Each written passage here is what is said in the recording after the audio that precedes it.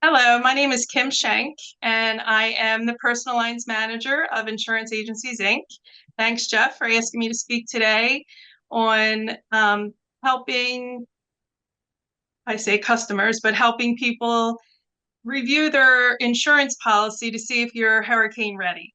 This is going to be a very brief overview because insurance, I'm sure, as you know, is very complicated. And I have a lot of information on the slides. We're not going to go over all of it, but I wanted to show them so that you have a resource as you're looking at the recording to be able to go back. And everybody's always welcome to reach out to me with any questions that they have. One way to get started is really you have to understand your insurance policy, how it's what perils are covered. So a peril is what is the cause of loss. So what happens to your home that causes a covered loss. And your policy is built up of, you have like the standard homeowners policy, which will cover windstorm and hail damage. So for purposes of hurricane, that's what you want to see is you want to make sure that your policy has wind and hail coverage. There are policies that have windstorm exclusions. And right now, and this is in August of 2024, the market for homeowners is very challenging. So there's a lot of markets that are leaving the state, and you may have to go with an excess and surplus market, which we'll get into, that has a lot of exclusions. So where you would normally see on your homeowner's policy, you would assume it always covers wind, but almost like what is natural down in Florida now, they have windstorm exclusions. We are starting to see that in New Jersey. So the purpose of these slides are really to have you understand your insurance policy and how to read it a little bit and what questions to ask your agent. So the perils that are important for hurricane and living in a coastal area, number one, like I said, the windstorm, but also flood. And I would say a couple times a week, I still get the question from clients that, well, is flood covered on my homeowners? And it's very important to understand that flood is completely separate than your homeowners. Now, today, in the last, I would say 3 to 5 years, there are some homeowners carriers that are adding the peril of flood to your homeowner's policy, but it's not the norm. Most companies today, standard homeowners companies, do not include flood. So you have to purchase a separate policy for flooding.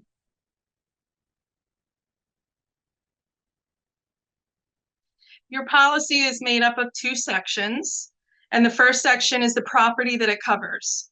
So in that you have coverage A, which is dwelling. So that's the home itself. And then you have coverage B, which is other structures. So that's what is detached. So fencing, garages, sheds, that would be under coverage B. Personal property is coverage C, and that's all of your contents in your home. Think of it as anything you can pick up and carry out of the home. And then you have loss of use, or if it's a rental home, loss of rents, it converts to loss of rents. And that pays, so during a storm, if there's a covered loss and you can't stay there and you have to go live somewhere else, it could take up to a year to rebuild your house. So the loss of use coverage will pay additional living expenses for you to stay somewhere else. Or if it's a rental property and you're getting rental income, it'll replace some of that rental income for you. And then we have the section 2, which is liability. We're not going to get into this a whole lot because it doesn't affect hurricane too much. Although there was a lot of calls during Sandy where the docks actually came off and then would, create damage to other properties. So that would be in your liability coverage. But section 2 liability is what somebody can sue you for, what you're liable for. And it gives you coverage for lawsuits that are made against you. And then medical payments, and liability is called coverage E.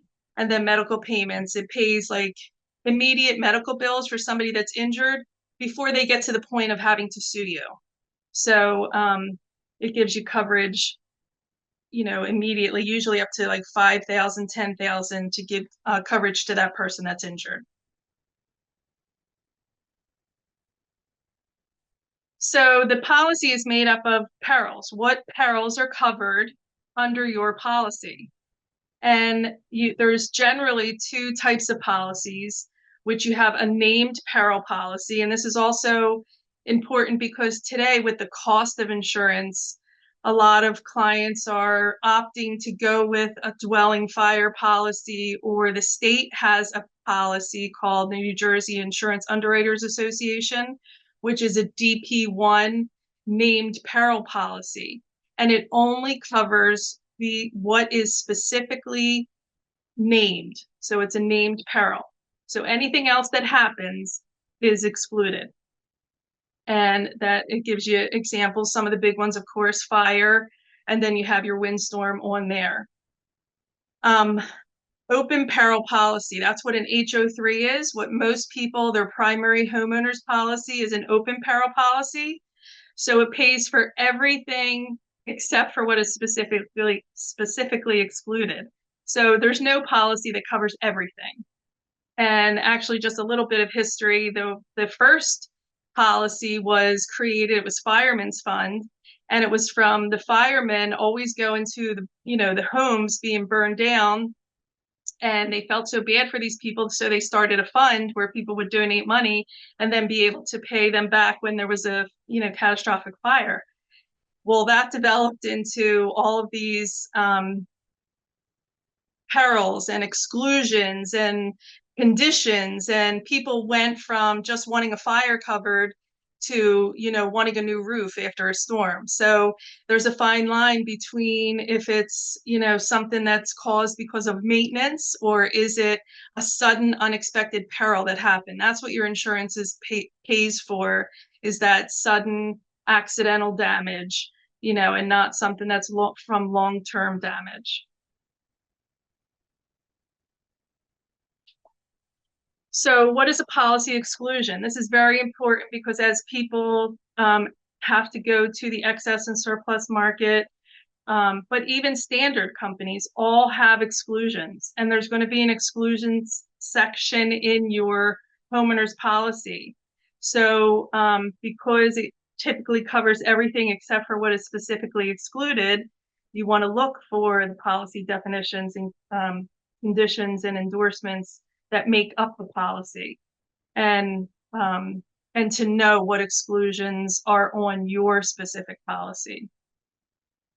Some of the common exclusions that they have are, you're going to have termites. A lot of people think that, or vermin is covered. This is going to be even on a regular homeowner's policy. There are limitations and things that are just not covered. Freezing pipes, all the policies have that the home should be heated, 6 to 65 degrees. And if it's not heated, then it's possible that you could have an exclusion on that policy. If the home is vacant for a certain amount of days, there's an exclusion in the policy for that. So if you have some unique situation with your home, you always want to check with your agent to make sure that it's not an exclusion that you think is in the policy. Flood is always an exclusion. Earthquakes are an exclusion, and you can purchase that coverage with another policy. And water damage is another, sudden accidental water damage be covered, but if it's continuous seepage, leakage, it's going to be excluded. That's something that as a homeowner you should be looking out for and taking care of.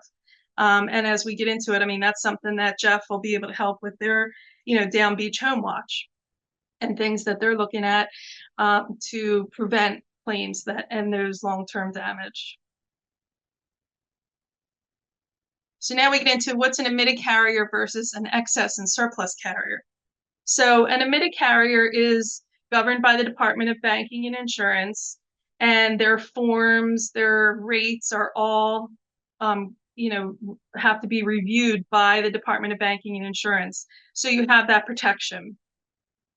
In an excess and surplus market, because they take higher risks and things that the admitted companies don't take, they're not regulated by the state.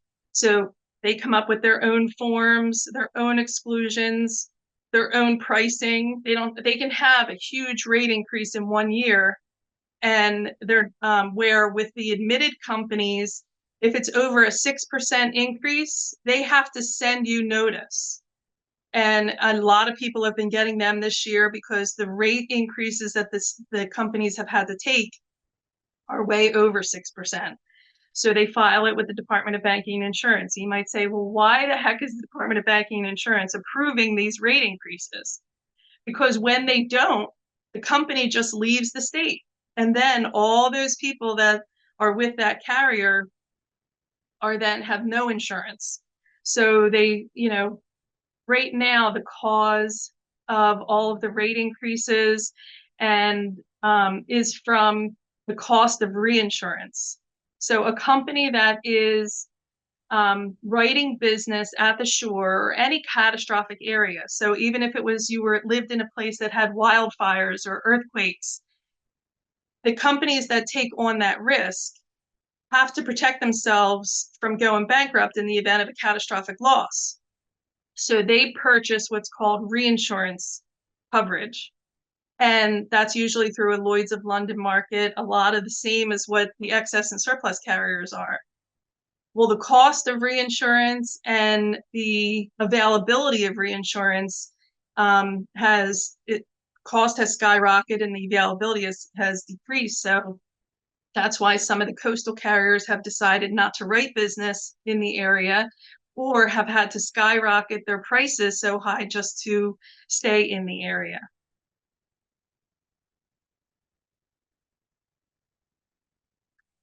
So some common exclusions that the excess and surplus carriers put on the policy. Deductibles we'll go over on the next slide, but most of them have minimum earned premium. So they're going to keep 25% of the premium, even if you find another market like in a month. So that's something to look out for. Water damage sublimits. So water damage is one of the biggest claims lately too for carriers. So what they do is they say, okay, we'll pay for water damage, but you're only $5,000 or it'll limit out at $10,000. So water damage, sometimes people see the water damage limit on there and think it's a good thing. Well, before sublimits, it would just be, up to the limit of the policy. But now they're putting lower sublimits on it. Roofs today I've never seen anything like it. These companies won't take anybody new with something older than a 20-year roof. I mean, what happens if you bought a 50-year warranty? Well, if you look at the warranty, it has nothing. It's like in perfect circumstances or it's for discoloration. But the insurance company does not care what kind of warranty you have on your roof. They are looking for roofs that are 20, 25 years or less, or they're putting actual cash value, which is another slide we'll get into, versus replacing the roof, so the depreciated value, or putting a total roof exclusion on there. So they'll say, we'll write it. If you have a 30-year roof, we're going to write it, but we're not giving you any coverage if there's a roof claim. Total animal exclusion. The reason they can write pit bulls and other dogs that other companies don't write is because they just say, yeah, we'll write it, but there's a total animal exclusion. So you're not going to have any coverage if there is that claim. And, then it goes on where the asbestos is a problem. A lot of the older homes still have asbestos. It's hard to find an admitted company that'll write it, but they will write it with the exclusion. Mold, again, most companies will pay for mold from a claim that just occurred, but really you don't usually get mold from a new claim. They're going to have a mold exclusion. So if you had a leak that you weren't sure of and now mold's growing everywhere, it's going to be excluded. And we'll go over actual cash value versus replacement cost. So the deductible, it's really important, to the deductible is the amount of money that the claim really will be reduced by the amount of the deductible, or you'll use it to determine if you want to submit a claim or not. So it's important to understand the deductible that you have because there's so many of them today. There's the all peril deductible, which is what you pay for any peril. Remember, we went back to the perils: fire, lightning, windstorm, all other peril except for the peril that they're naming in a different deductible. So you can have an all peril deductible of $1,000. More commonly today, most companies won't do under $2,500. And then you have an additional hurricane or windstorm and hail or named storm. So you can have, all three. The worst kind, of course, is windstorm, especially if you're talking about Brigantine, Windy City, even if it's just a windy day, that deductible applies. And then as Joe was talking about the hurricane, Sandy was not a hurricane as it hit landfall. So all of the people that had a claim but had a high hurricane deductible, it didn't apply because it was not a hurricane when it hit landfall.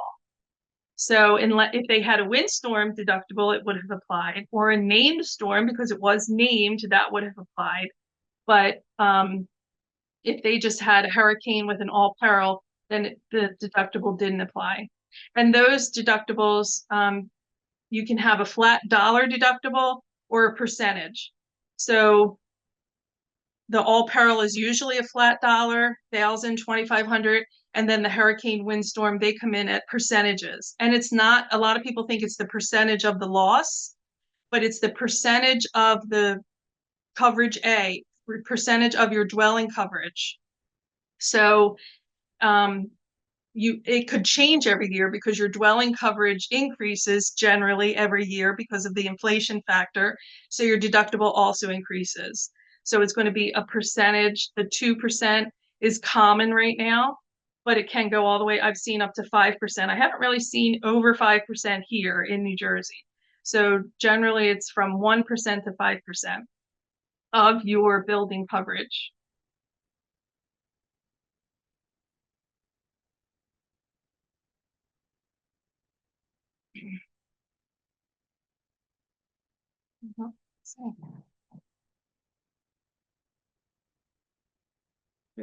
It somehow went all the way backwards.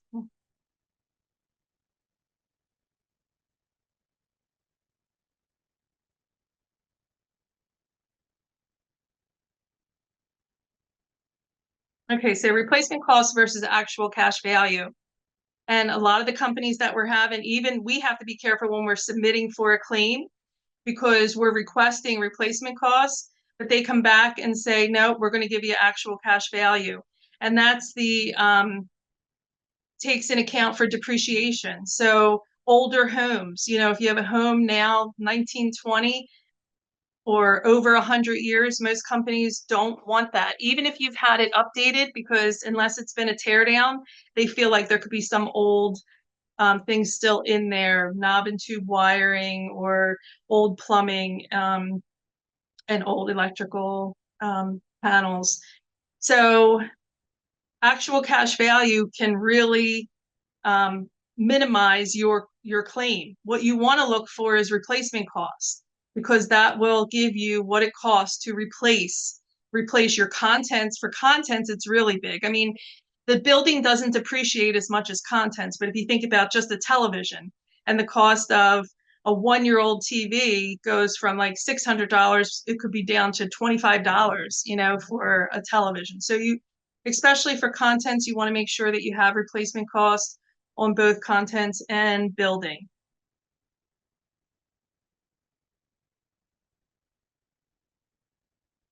So flood, we talked about the homeowners and the perils that cover. Flood generally is a whole separate policy, and it's the inundation of 2 or more acres of normally dry land or 2 or more properties. So it's not from tidal water. It could be from rainwater. So it's normally dry land that all of a sudden is inundated with water. So it is not covered in your homeowner. So you want to make sure that you get a quote for flood. There's many different types of policies now. There's sometimes we have markets right now. They're not writing. Shore One and Narragansett Bay are not writing new business, but they are supposed to start again soon. And they add flood right to the homeowners policy. Sometimes it's higher, sometimes it's much less. And then you have the NFIP, which is, you know, right after Sandy is really when the private market floods started coming in. So probably 8 years now, there's been private market flood available. And so needing an elevation certificate is no longer required. Having the maximum limit of 250,000 is not, you can go all the way up to replacement cost now. Looking at who needs flood insurance, like, are you in a flood zone?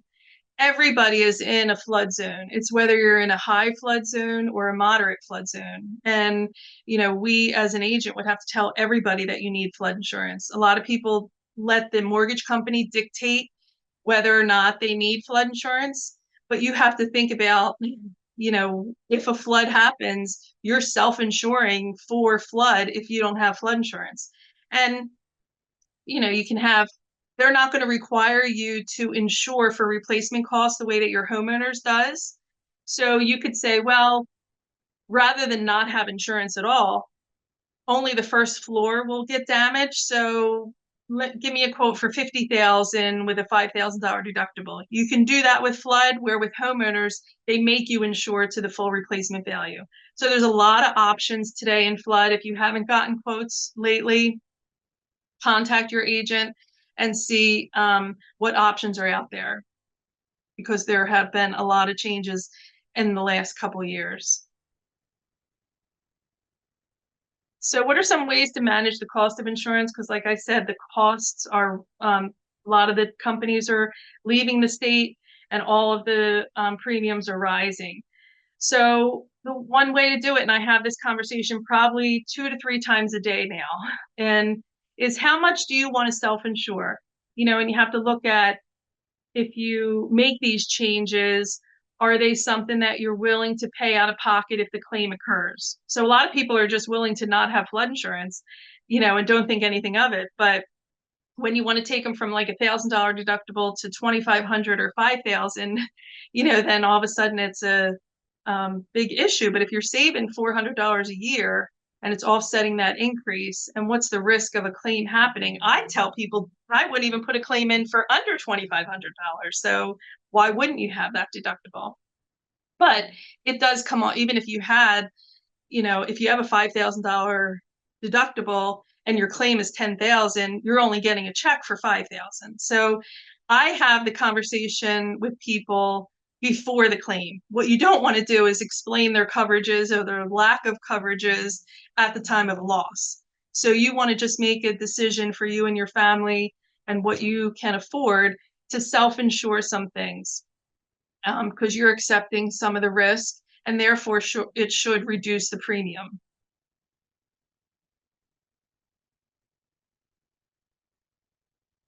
So preventing claims is one major thing. Although I was talking to Jeff, and the Downbeach Home Watch services don't really give you a big discount when you on the front end, but where it really saves is if you prevent the claim in the first place. Because if you have claims right now, the companies are non-renewing you, they're surcharging you. So by taking proactive measures and having a security system and doing regular maintenance, making sure that there's not things that are leaking, and preventing claims is going to save you a lot of money in the long run, because you're either not going to be able to get insurance, or the premiums are going to be so high that it wasn't worth submitting a claim in the first place, which I know is awful, because that's what I tell my clients. I pay insurance too. It is, but we see the other end where people, that have a big claim really need it. That's what I tell people. It's for the big one. Your insurance is for the catastrophic loss, a total fire, hurricane that causes a lot of damage. You shouldn't be using it for maintenance because it's going to cost you more money in the end.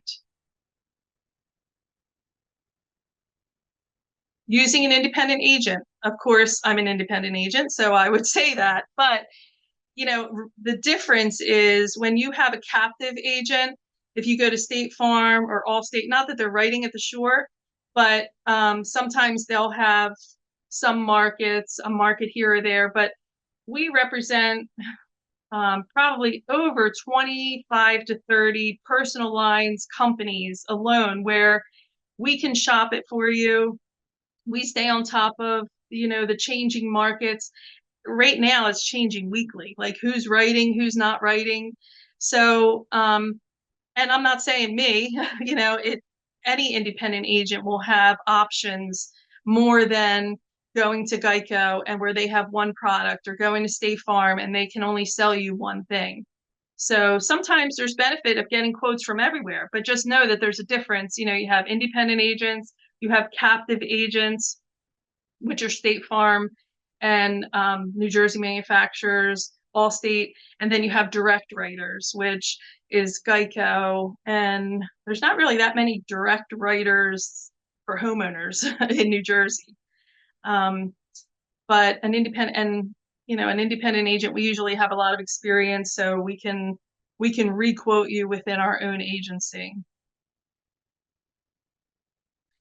And just be mindful of moratoriums and flood waiting periods, because, once people think about it when the storm's out there, right? Well, the insurance companies aren't stupid. What they do is they put moratoriums on. So as soon as that storm is imminent, they stop writing coverage. They stop allowing you to lower your deductible, add coverage on. Even during Sandy, we could not add a car on. You could not add liability, or you could not add full coverage. So keep that in mind and prepare ahead of time. FEMA also is a 30-day waiting period. So, when you decide that you want flood, if you don't have a mortgage, it's going to be a 30-day wait. Private flood carriers generally a shorter amount of time, 14 days, but there's always a wait if you don't already have coverage.